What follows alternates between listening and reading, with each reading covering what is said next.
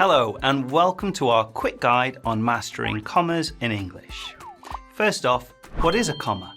A comma is a tiny punctuation mark that helps us to separate ideas, organise thoughts, and tells us when to pause. But how do we use them? Here are 4 of the most common ways. We use commas when we list things. For example, I bought apples, bananas, and oranges. Just remember, the last comma before and is optional. It's sometimes called the Oxford comma, and it's more or less up to you if you want to use it. When you have 2 separate but related ideas in one sentence, you can use a comma. For example, I ate my dinner, but I didn't have any dessert.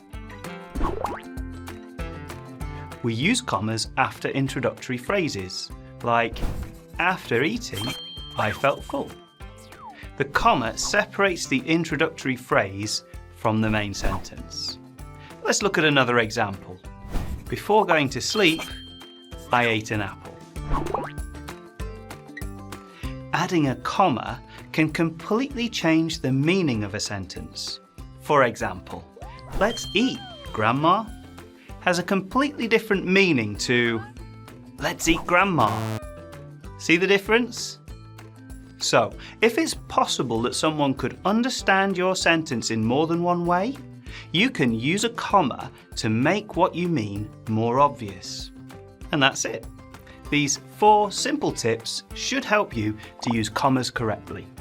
Remember, practice makes perfect, so make sure to use commas in these 4 ways in your writing, and it'll soon become second nature. For more useful information about learning English, don't forget to visit our blog. Bye.